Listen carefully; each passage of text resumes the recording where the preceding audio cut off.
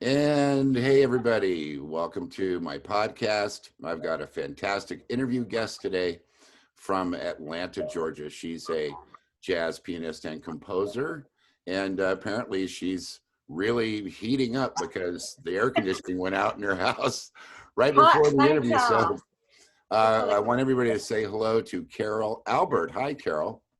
Hey there, Rob. How are you? I'm doing great. I mean, I'm in a different climate. I'm in Santa Monica in a Oh, you beautifully, are?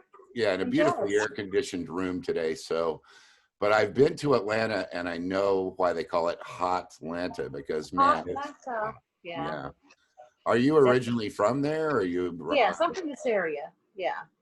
And Okay. yeah, I've got my fan on, so my hair is kind of like, You blowing look around. marvelous. You look marvelous, darling. So you released a new album, I think, in January, right?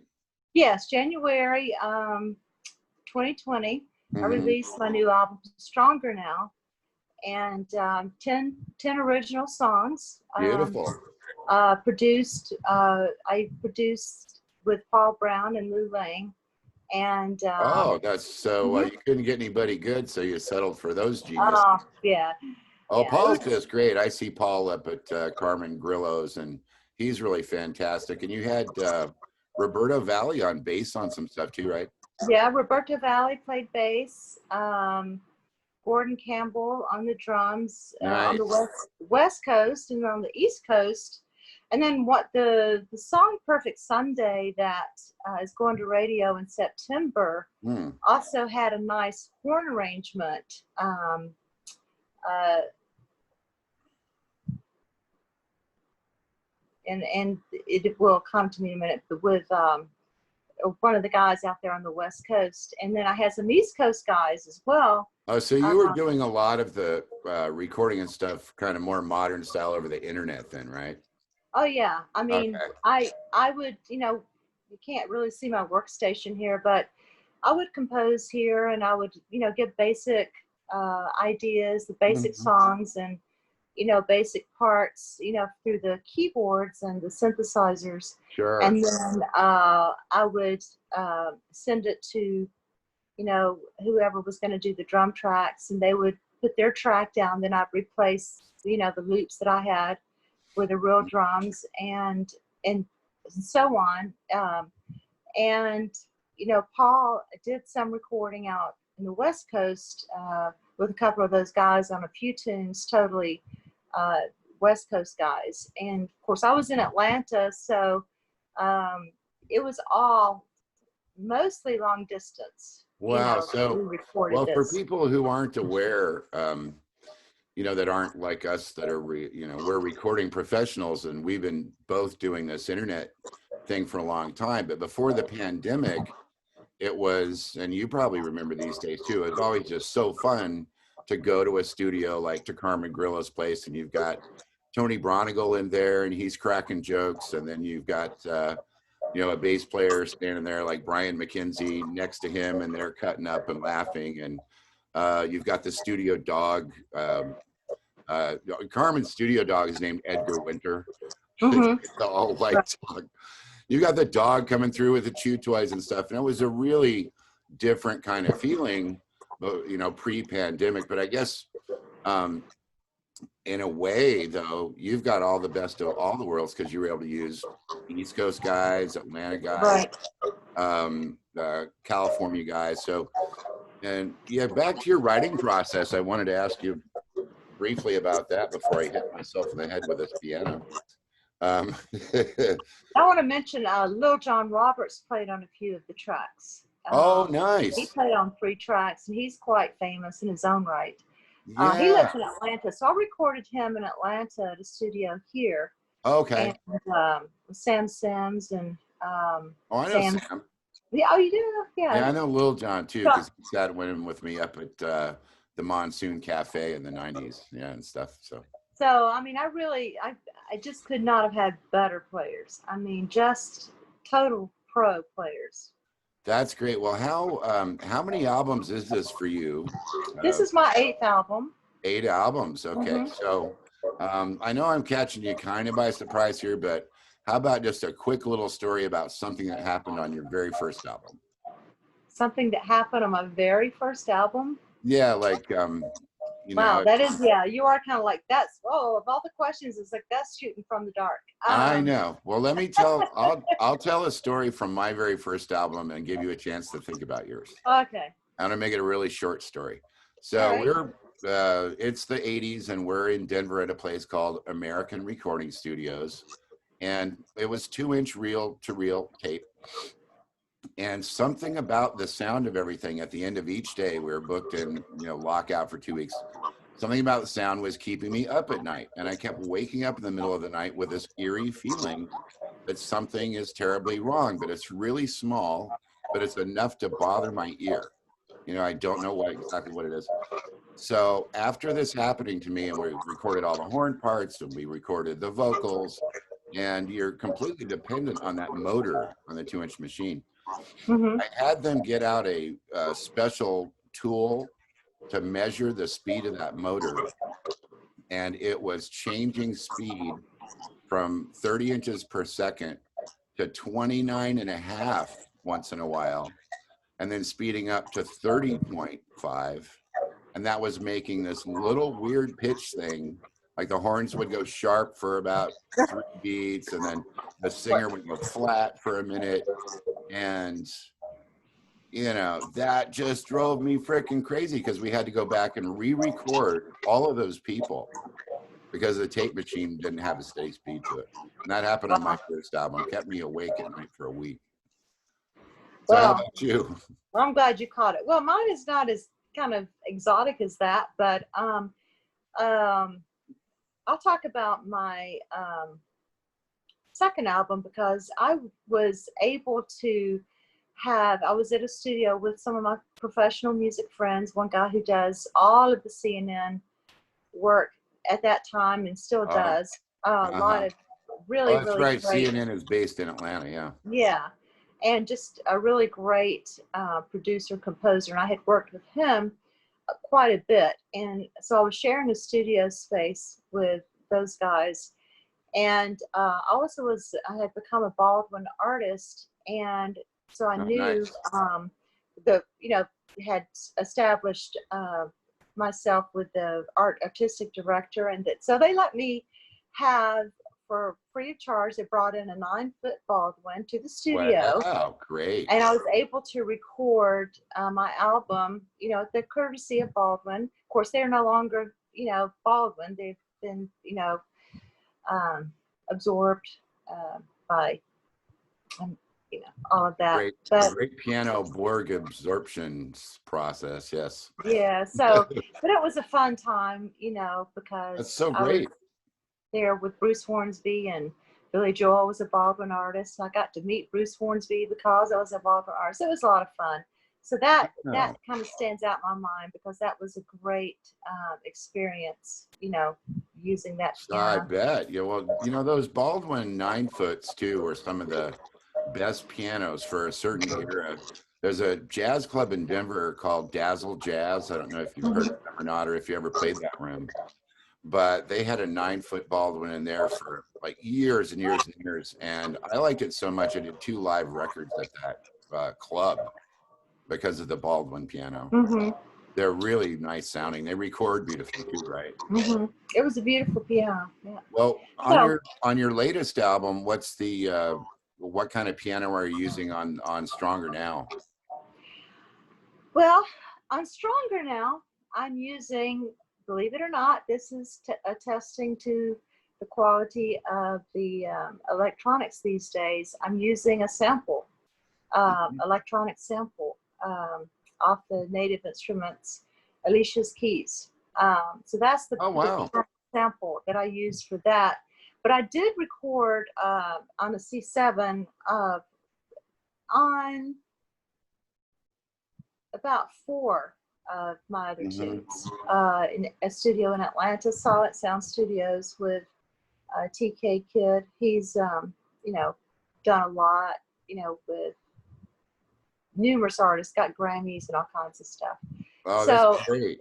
It was a Yamaha C7, just was such a sweet sound. And so I did Femme Flight on the C7, and I did Perfect Sunday, which, to bring that up again, it just Sure. has a really, really great, sweet little sound, I think. Well, the audio quality, I mean, once I saw Paul Brown's name on there again, I was like, man, because I've never worked with Paul, but I've just heard so much amazing stuff, and he always works with great artists. And I'm an early adopter, I guess, of the sampled piano, and I've never been adversarial to a great sounding sample of anything, because now some of the libraries are just fantastic. Piano in Blue is one that a lot of people use. That's a native instruments. And Apple Music and Logic Pro has a new Steinway that they put in just this Really? year, and it sounds fantastic. I haven't heard that. Yeah, and I do a lot of like mobile laptop recording because I'm going around from place to place all the time, and it's nice to be able to have that just right at whenever the inspiration hits you to write. But still, there isn't anything that beats being at a nice big grand piano, and you got the flowers there and a candle and a pro set of mics and an engineer taking care of all that stuff, and that's a really nice way to go. Well, you definitely, I had the same conversation with Lil John Roberts, and he's just so gifted. He just is spot on in about 30 seconds. And I said, I just hate playing. It doesn't matter how good the electronic piano is. I hate playing them. I think you can tweak them when you're recording, but it's the acoustic, like the grand or any acoustic piano, you have so much more depth, and you can get so much more dynamic control. And Lil Jon says, yeah, it's like, the difference between playing electronic drums and a real drum set. I mean, just, I play it differently. You hear it, and because you hear it a different way, then you're going to play it a different way. So, I mean, but I did grow up playing, acoustic piano. So. Well, before we decided to do this, we talked briefly the other day, and I thought it was interesting that you said that you came up in church, playing church music and playing piano in a church. And a lot of people that I've been interviewed by ask me about my background. And man, it was all church all the time, because I come from a Southern Baptist family. We're all from Oklahoma. And we only had Tuesdays off from church. Every other day of the week, it was freaking church, church, church. And my mom was the pianist. So I grew up, as a kid in a crib next to the piano in a church. And I think that's a lot of why I love piano so much. I mean, did you play, or do you play other instruments besides the keyboards? Well, I played the church organ. No one else could do it. So I Wow. was the one. Yeah, I started playing the church organ early. I think I was about in the 8th grade when they solicited me to do that, maybe the 7th, and then I was like the church organist till I went to college. But, Sunday morning, Sunday night, Wednesday, and, during the week. And, but, I was never really, I didn't study the organ, so I was never really that great with the correct technique on the foot pedals. But, well, the pedals that's hard work, man. Oh, that's a skill in itself. Yeah, that's hard work. That's a skill in itself. But it was, it was a great experience. We went to singing schools. We learned to, I was singing, early on by shape notes, the solfege, and we would do sight singing, 4-part harmony with just shape notes, and we'd be divided, the 4-part harmony, soprano, alto, tenor, bass, and we'd each sing our part, with the solfege. And so well, that was a skill. I couldn't do that now, but that was really a skill. And sure. So I I had quite a varied background, and I think I told you I went to when I went to college, I decided to major in classical music and got a degree in classical piano. And then decided that I didn't want to do classical music anymore and went into pop music. Were you writing, you know, anytime I speak with a pianist slash composer, when you were at the school doing the classical, because I hated the whole classical thing in school, but I was writing and writing and writing and writing all this jazz almost as a antidote or antithesis to the classical training I wasn't enjoying. It really stimulated me as a composer. When did you start composing songs? Well, I started composing when I was about in the 8th grade. But when I composed, again, you have to consider, I mean, I grew up in rural Georgia, and it was very much, you know, all about 4-part harmony with the church. And so my first few songs were all in 4-part harmony, you know, Wow. studying the, you know, the movements. You got to do this, you got to do that. You can't have parallel. Or, I mean, all of the little theory things. Oh, I right. learned a lot of theory through that. But then I just, I really didn't become free with my writing till I graduated from college, because I was very structured during college, you know, with classical music, and very structured with a 4-part harmony in high school. And so then I started listening to, you know, heavy rock and all kinds of stuff. It's fun when you branch out into other genres and listen to other things. And then now, you know, you can just be influenced by every kind of music out there, thanks to stuff like Apple Music, which has 60 million songs, and YouTube, which has boatloads of stuff. And from the technical standpoint in the studio, they have made it a lot easier for this current generation to just say, okay, I have 15 different ethnic things I want to put together. I'm going to drop them all into a grid, and the computer will make everybody play in tempo. Right. To me, that's just so miraculous, because I Right. dealt with so many human beings like in the 80s and stuff, where I'd say, please just play It at just took so tempo. much longer, right? It took so much longer. Well, it was a lot One more of the things- expensive too.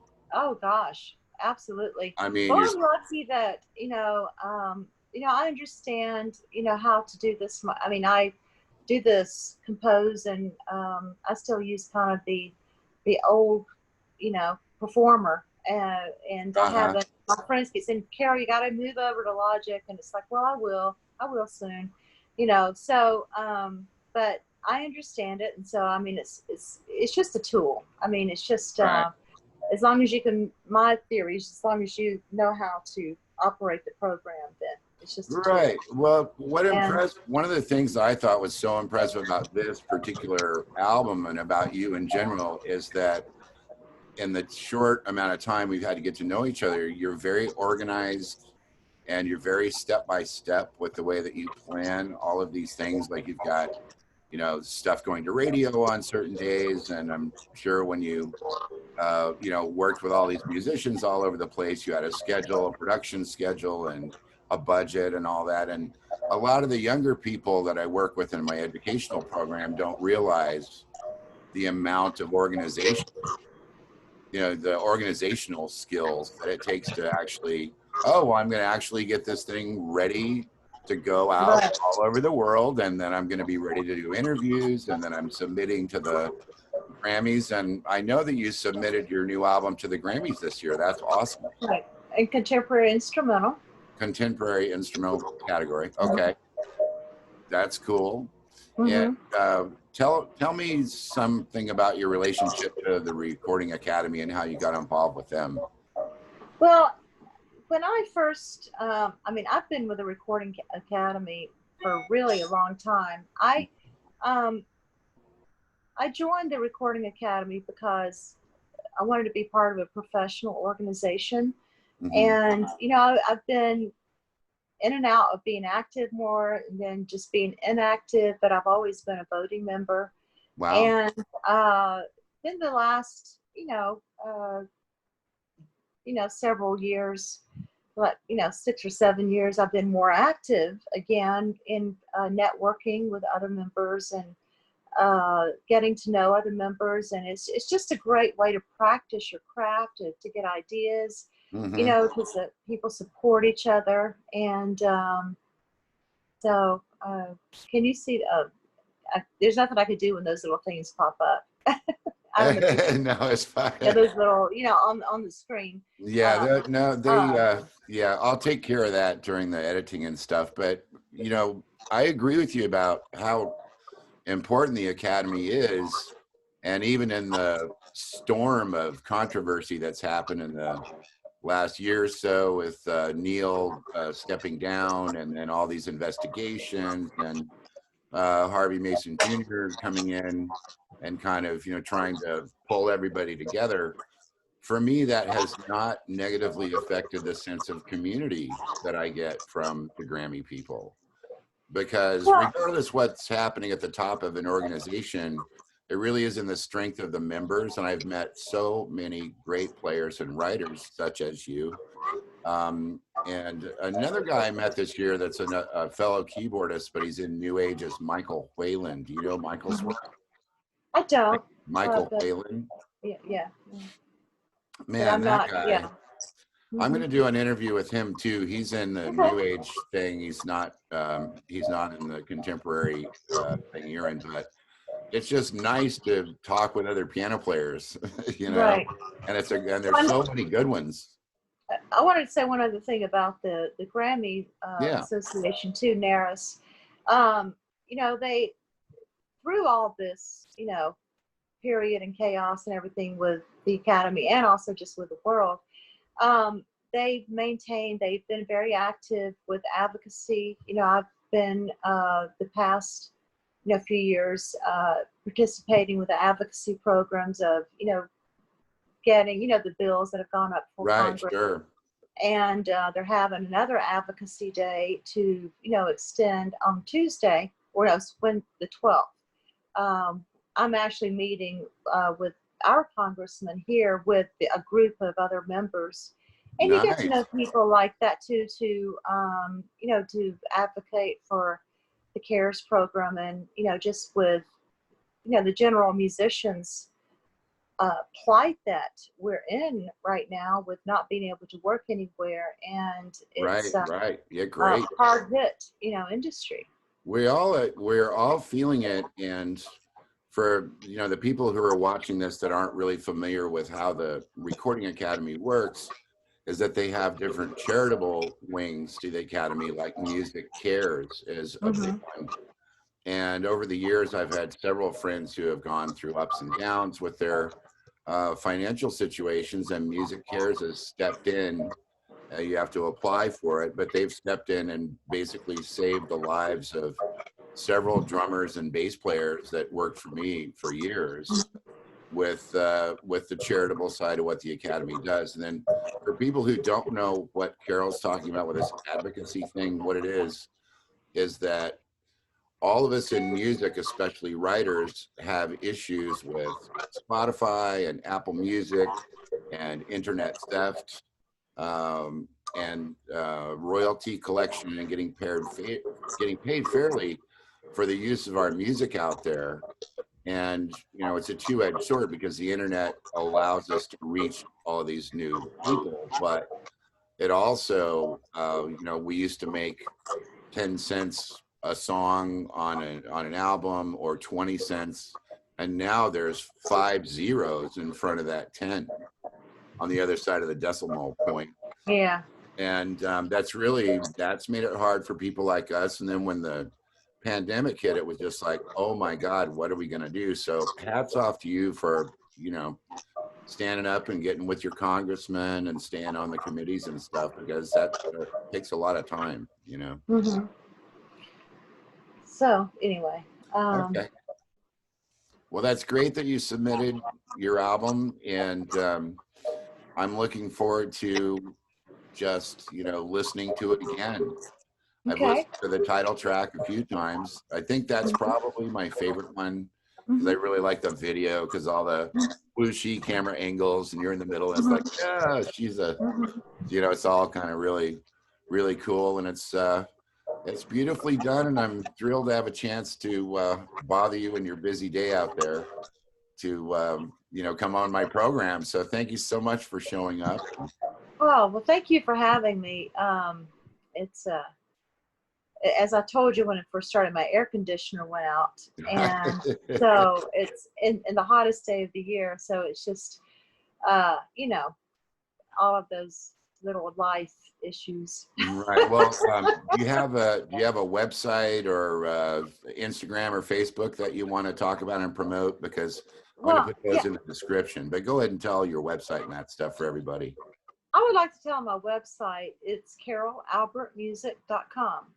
Okay. And it's just carolalbertmusic.com. And my Facebook is Carol Albert. And it's like when you have a name, you never know how many other people have the same name. I mean, there's of course other names, but hopefully they can recognize my picture. And if you want to friend me, and follow me at Carol Albert Music Instagram, Carol Albert Music Twitter. Cool. I And think I'm going to have to look you up on Instagram because I have your others and I even subscribe to your mailing list, but I don't think I have your Instagram until right now. Yeah. And YouTube, I'd love to get some new subscribers for my YouTube page. Cool. And that's Carol Albert Music on YouTube. And I've got videos of a lot of my songs. In fact, when I talked to the guy who shot a Stronger Now video for me, really nice, young, talented guy, Justin Rogers, we were just putting something together, and he says, we've done a video of almost every song on the album. I mean, nice. One way or the other, which, and I also did a video, I don't know if you checked out Moon on the Water. It's on Stronger Now, but it's the one that is a little bit more going back to my roots at the classical training. Nice. But it's, I composed it, but it's we also did a video of that, and so you might want to check that out too. Moon on the Water. Okay, so that's I'll be sure. That's the night tune. Yeah, I'll be sure and check all of those out. And I even went back, and I don't know if you saw this a couple of weeks ago, but on one of the Throwback Thursdays, I posted this early album of you where you were singing Mas Que Nada. Oh, Mas Que Nada. Yeah, that was right. And I loved your version of that. I was like, because I was going through your YouTube stuff, just kind of getting to know your music. Right. And I said, man, she's singing this Sergio tune. It's like my favorite Sergio tune. And, you're there standing there in the cool blue shaded thing. And I put it on. It just was a lovely version. It was nicely done.